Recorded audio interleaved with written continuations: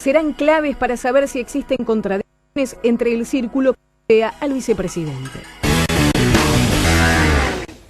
Diego Genú les va a contar punto por punto cuáles fueron las respuestas, qué es lo que negó Vudú y qué es lo que confirmó en la indagatoria de ayer frente al juez Lijo. Está Manuel Garrido, diputado del Frente UNEN y ex fiscal anticorrupción. Me gustaría una opinión ante esta situación tan peculiar, ¿no? Un vicepresidente indagado por un juez mientras funciones. Bueno, es una situación inédita que un funcionario de esta importancia sea indagado por un hecho de corrupción. Y la verdad es que es grave desde el punto de vista institucional. Sobre todo es el comienzo de esto. Lo que hay que decir es que si bien es un medio de defensa que tiene el vicepresidente y que ejerció, lo cierto es que a partir de ahora empieza a correr el plazo para que probablemente la causa siga avanzando. Y esto abre también interrogantes sobre qué va a pasar con el vicepresidente, cómo se va a resolver esta cuestión, por qué el Congreso no toma cartas en conjunto, un montón de cuestiones que se disparan a partir de esta declaración que marca un estado de sospecha que el juez va a tener que definir en pocos días más. A ver, Adrián Pérez, el diputado del Frente Renovador. Sí, me parece que la situación es muy grave porque efectivamente tenemos un vicepresidente con un indagatorio y además con un auto durísimo. Digamos, más allá de la descarga que ha hecho Vudú, una serie de cuestiones, el auto indagatorio del juez había sido duro respecto de que Vudú estaba detrás de una maniobra para quedarse con un negocio, que es la emisión de billetes. Me parece que es importante que se avance. Me da la sensación de que el juez hizo bien una cuestión, que fue recopilar una serie de pruebas bastante contundentes antes del llamado a indagatoria, y ahora tendrá que determinar el procesamiento o no de Vudú. Me parece que estamos en una situación grave, que la justicia va a avanzar, que habrá que avanzar también en lo que planteó Vudú respecto de la ruta del dinero. Me parece correcto. Creo que hay que determinar la responsabilidad de Vudú y también la investigación respecto del lavado de dinero, y me parece que el Parlamento tiene también un deber que es avanzar con el enjuiciamiento político. Para mí está dada claramente la causal de mal desempeño para avanzar en el juicio político. A ver, ahora vamos a hablar de esas cuestiones políticas. A ver, para ordenar el caso, veamos un poco el diagrama de qué se lo acusa a Vudú, cuál, según el juez, habría sido la maniobra, y ahora va a leer Diego Genú algunos párrafos, punto por punto, de las cosas que le preguntó el juez y las que respondió Vudú, en algunos momentos de tensión, pero en general en un tono, no pero en un tono respetuoso, entre el imputado, el vicepresidente de la Nación, y el juez de la causa, que era quien mandaba en ese recinto, frente al imputado, al vicepresidente de la Nación. Lo que dice el hijo es que una sociedad, The Old Fund, a través de una sociedad que se llama The Old Fund, lo dice así textualmente el juez Lijo, el vicepresidente Amado Vudú, José María Núñez Carmona, su socio comercial y amigo de la adolescencia, junto a Van der Brule, este hombre tan enigmático que mañana va a desfilar en tribunales, habrían comprado el 70% del paquete de la mayor imprenta del país, la única con capacidad en términos privados de imprimir billetes, la ex calcográfica. Y para eso, dice el juez Ariel Lijo, Vudú se valió de sus funciones como ministro de Economía para levantar la quiebra que pesaba sobre Chicone Calcográfica y que había pedido la Administración Federal de Ingresos Públicos, porque Chicone tenía una deuda de más de 200 millones de pesos de impuestos impagos. Dice el juez Lijo que Vudú intercedió ante la FIP para levantar la quiebra. Después, bueno, hay que ver quién puso los 600.000 pesos para, en el juzgado comercial, directamente levantar por completo la quiebra. Hay algunas sospechas respecto a José María Núñez Carmona. Y lo que dice Vudú, ¿quién puso después unos 50 millones de pesos para pagar los sueldos durante 8 meses y que funcionara? Pero más allá de la cuestión, Lijo sostiene que Vudú, su amigo de la adolescencia y este señor que recibía órdenes de Núñez Carmona, se habría quedado con esta imprenta. Y a partir de logró contrataciones con el Estado. Es decir, a 3 días de Vudú asumir como vicepresidente, Chicone Calcográfica, comandada por y por Van der Brule, consigue un contrato de 410 millones de billetes para imprimir el Estado.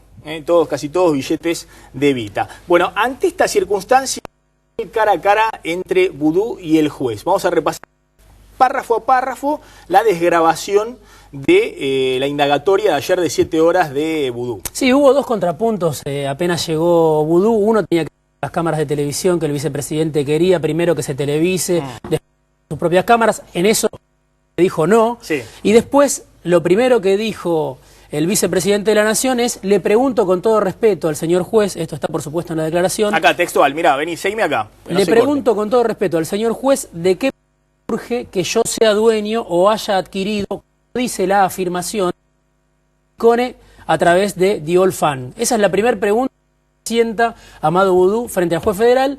Ariel Lijo, y Lijo le dice no es pertinente. Pregunta, no estamos en el momento, usted es un compareciente, usted tiene que responder preguntas. Enseguida el juez le manifestó al compareciente que se estuviera llevando a cabo, sino este es su acto de defensa y no es esta la oportunidad pertinente para expedirse sobre la prueba. Bueno, el juez le dice, mire, señor Vudú, acá viene en calidad de imputado y el que hace las preguntas es el juez, no el imputado. No es que en general, cuando hay un caso, acá hay muchos abogados, estamos rodeados de abogados, en general el imputado no va y lo interpela al juez y le pregunta, escucha, ¿cuáles son las pruebas de por qué me están acusando de homicidio, o de violación, o de un delito que quiera? En este caso hay que ver cuál es la imputación. Todavía no está clara cuál es la imputación a Vudú. Pero lo que dice el hijo es, usted respóndame a mí. Sí. Este no es un diálogo. Usted tiene que responderme a mí, no preguntarme a mí cuáles son las pruebas que me llevaron a mí a llamarlo indagatoria, que usted habría comprado la mayor imprenta del país. Sí, todavía como sorprendido por esa que hace el hijo en el llamado indagatoria para Vudú, para los Chicones, para Van den Brule, para Núñez Carmona, porque hasta ese momento él se lo hablaba fundamentalmente de haber intercedido para otorgarle un plan de facilidades. El hijo cuando va a indagatoria dice no solo intercedió para un plan de facilidades de pago, sino que además se quedó con la empresa. Y Vudú es lo primero que le dice. Pasa ese momento y después ya empieza el testimonio de Vudú, donde habla de los Chicones, habla de Moneta, ahora lo vamos a contar mejor, pero los contrapuntos siguen sobre el final de la indagatoria. ¿Preguntado? Porque Ariel Lijo le dice... Preguntado por su señoría, sí, para que diga si hay un tipo de facultad Carmona. Sí, para actuar en su nombre, en este caso, y cuáles serían esas facultades, bueno, Vudú dice no, jamás. Manifestó. El imputado. Dice, está claro que las relaciones personales, por más cercanas que sean, en ningún caso han influido en mi actividad pública. Es decir, reconoce que tiene una relación muy estrecha con Núñez Carmona, pero dice yo no lo autoricé para que actúe en mi nombre ni en esta ni en ningún otro negocio de los que hizo. Claro, porque el juez tiene distintos elementos donde lo ve a Núñez Carmona dando órdenes como si fuera el dueño de Chicone Calcográfica. Entonces, lo que le pregunta el juez Lijo al vicepresidente es, escúcheme, ¿usted otorgó algún tipo de facultad, algún tipo de poder a Núñez Carmona que, no siendo ningún funcionario ni nada, iba a distintas reuniones dando órdenes como si fuera el nuevo dueño de Chicone Calcográfica? Sí, bueno, ahí Vudú deslinda responsabilidades, como ya lo había hecho en algún reportaje en televisión, diciendo lo de Núñez Carmona es responsabilidad de él. Le vuelve a preguntar si conoce, o le pregunta si conoce... Vamos con la... Vamos igual, porque está claro en la indagatoria. Preguntado por su señoría para que diga si sabe si Núñez Carmona se conocían. Y ahí indicó. Sí, se conocían. Me consta desde cuándo. Por dichos de Núñez Carmona a raíz de esta causa. Bueno, se conocieron en un viaje que hizo Núñez Carmona con su novia Guadalupe Escaray a mediados de los 90. Me dijo que lo conocía ahí. Dice Vudú ante esa pregunta. Es decir, le reconoce Vudú algo que ya reconocía anteriormente, que Núñez Carmona, su socio comercial y amigo de la iglesia, tenía un vínculo ya hace muchos años con Alejandro Van den Brule. Sí, y la otra pregunta, que es a instancias del abogado de Vudú, dice, preguntado por su señoría a instancias de Diego Pirota, el abogado de Vudú, para que diga si conoce a Van den Brule, refirió, es obvio que no. Es obvio que no. Sí. Es obvio que no, y a esta altura del debate creo que el juzgado llevó adelante una pesquisa muy incisiva en busca de pruebas que nunca aparecieron. Esto es el final prácticamente de la declaración de Vudú, donde se dan esta serie de preguntas del juez y esta serie de Pero esto es muy importante, porque el juez, todo lo expediente no existe, entonces el juez tiene que preguntarle, más que allá de que Vudú responda con ese formulismo, es obvio que no, el juez le tiene que preguntar, ¿usted lo conocía al señor Alejandro Van den Brule? que era el presidente de Diolfan, la firma que se quedó con el 70% de Chicone Católica, hizo la pregunta de rigor porque ahora es expediente que Vudú diga categóricamente que conozca a Van der Brule. Sí, y es la única pregunta que rescatamos que se hace a la defensa de Vudú, ¿no? Bueno, y después Amado Vudú habla sobre todo de los Chicone y habla también de su rol en el levantamiento de la quiebra de Chicone. Dice: tuve nula participación en la decisión de la ejecución fiscal ni injerencia en el expediente del juzgado comercial. De la misma manera, no tuve ninguna participación en el levantamiento de la quiebra, lo único que hice fue remitirme al dictamen jurídico. Dice esto, su rol como ministro de Economía, estamos hablando de fines de 2010. Es decir, dice Vudú, ni intercedí en el juzgado comercial donde había que levantar la quiebra, ni presioné a la AFIP para que le dé el plan de refinanciación y pueda levantarse la quiebra. Sí, porque bueno, ese es uno de los puntos donde aparece más cuestionado Vudú por un dictamen donde él pidió opinión a la AFIP. Bueno, esa es una de las definiciones del vicepresidente y después ya habla de la familia Chicone. El señor juez me imputa haber adquirido la firma Chicone. No encuentro en toda la causa, salvo en los dichos del clan Chicone, en sus irregulares testimonios, algo que pueda probar estos dichos, que yo haya adquirido la firma Chicone, y esto tiene que ver también con el pedido de nulidad de la defensa de Vudú, diciendo no se puede tomar como válido el testimonio de Nicolás Chicone y de Guillermo Renwick, que pasaron de ser imputados a testigos querellantes imputados. Luego vuelve a decir Amado Vudú ante el juez Lijo, la única prueba es el testimonio de Chicone. La última, Diego. ¿Qué dijo Vudú también frente al juez Lijo? Bueno, dijo alguna cosa más de los Chicone y además mencionó a Raúl Moneta. Me parece que eso fue un dato importante, que no estaba hasta ese momento mencionado. Raúl Moneta, empresario, banquero, bueno, de la década del 90 también, con muchos negocios y con medios de comunicación en este momento. Dice Vudú: el señor Moneta ha movido decenas de millones de dólares en este expediente y sin embargo, mientras tanto se investigaban pequeñas boletas de teléfono y de cable, su accionar jamás mereció la atención en esta causa. Es como si él no existiera, pero en los papeles está. ¿De dónde sacó la plata? ¿Por dónde la movió? Es raro, no hay empresarios conocidos de fuste en esta causa. Sí, en la realidad de los hechos que se analizan, también el señor Moneta ha reclamado en 2 instancias tribunalicias sus supuestas acreencias. Exactamente. Porque Moneta aparece en esta trama diciendo yo soy el dueño de Diolfan hace muy mucho poco. Tiempo después, digamos. Casi un año después de la investigación, aparece Moneta diciendo que él es el dueño, y esto un poco coincide con lo que dice la Cámara Federal, con lo que dice sobre todo Fara, que le dice al juez: está muy bien, pero avance en la ruta del dinero y en el origen de los fondos, estos 50 millones. Es lo único en lo que me parece coincide Vudú con la Cámara Federal, o por lo menos con un camarista que es Fara. Claro, a ver, hay algo evidente, que el juez evidentemente le falta de cuál es la ruta del dinero. Porque cuando Vudú dice el juez se fija en factura de 200, 300 pesos del uso de gas, es porque Alejandro Van der Brule pernoctaba en el departamento, la feliz coincidencia o la lamentable coincidencia de que pernoctaba en el departamento de Vudú de Puerto Madero. Entonces pagaba los gastos de luz, de gas, las expensas y demás. Ahí quedó comprobado que efectivamente Van der Brule estaba en ese lugar. Mañana vamos a ver qué le dice al juez. Pero más allá de eso, es claro que ni Vudú, ni Núñez Carmona, ni Van der Brule, se hayan o no quedando con la imprenta, están en capacidad de poner 50 millones de pesos para pagar los sueldos de Chicone. Entonces acá hay 2 hipótesis. ¿Quién puso la guita para pagar los sueldos de 8 meses, mientras la empresa todavía no podía contratar con el Estado porque no le habían levantado la interdicción fiscal, el certificado para poder contratar? Y hay 2 hipótesis con las cuales Vudú viene jugueteando. O fue el señor Moneta, que aparece, que está en muy mal estado de salud y que el año pasado estaba todavía peor, o fue el señor Brito, el presidente del Banco Macro. Sí, no lo dice en la declaración Vudú, no lo menciona. Bueno, pero lo deja trascender, pero no lo menciona. Y su defensa permanentemente hacen referencia. Sí, lo menciona el camarista Eduardo Fara, que dice hay que citar como imputado no solo a Moneta, sino también al dueño del Banco Macro, Jorge Brito. Eso no lo dice Vudú en su declaración. A ver, o el ex fiscal anticorrupción Manuel Garrido, diputado de UNEN. ¿Qué es lo que hay que determinar acá? ¿Qué es lo que tiene que probar el juez? ¿Todo? Es decir, ¿de dónde salió el dinero? ¿Quién compró las acciones? ¿Cómo las compró? ¿Qué es lo que tiene que probar? El juez tiene que investigar todo. Lo que en este caso tiene que probar es todo o parte de lo que le imputó. O sea, en la primera parte de la declaración indagatoria está la descripción de la conducta que le está atribuyendo, que vos acabás más o menos de sintetizar.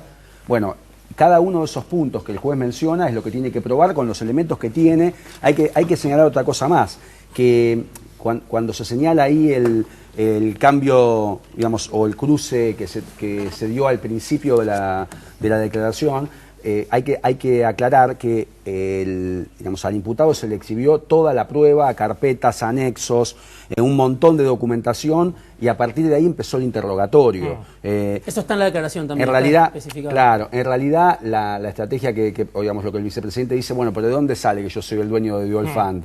En realidad también implica una negación implícita, porque dice, bueno, pero a mí me están acusando de todo esto, pero esto no surge de la prueba acumulada en la causa. Bueno, lo que el juez tiene que hacer, una vez que terminen las declaraciones, tiene que resolver la situación. Más allá de que la investigación se profundice, como plantea la Cámara, lo que el juez tiene que hacer con toda esa prueba que le exhibió a los imputados, tiene que explicar, que es lo que no hizo ahora, y dijo que lo va a hacer en la oportunidad que corresponda, que es cuando decida si lo va a procesar o no.